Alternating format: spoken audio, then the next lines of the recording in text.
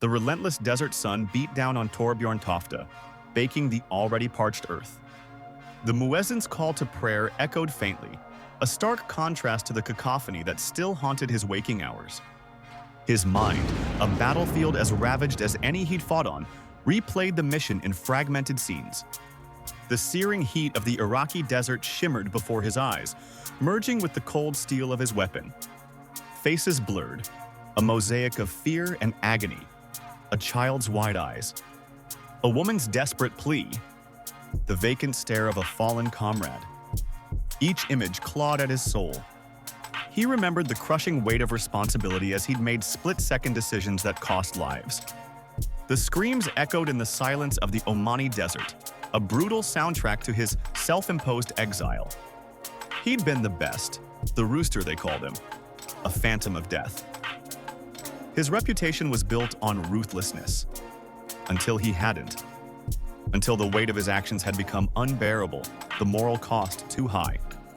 The conversion to Islam wasn't sudden. It was a slow, agonizing process. It was about finding a way to live with it. He'd abandoned his post, his career, his identity, desertion.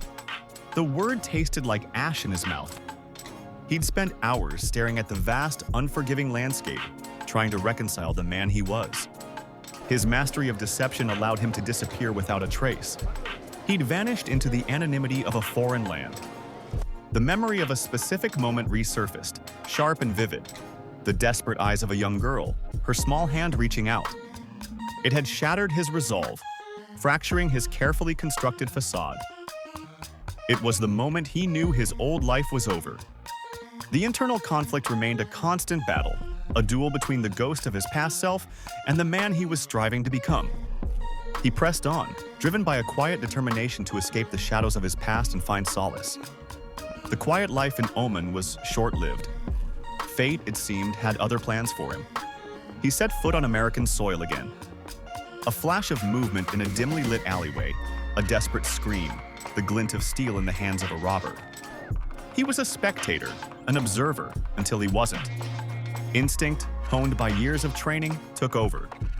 His body moved before his mind could process, a symphony of honed reflexes and calculated movements. He didn't kill, he neutralized, disarmed, disabled. The battle had simply shifted its field of operation.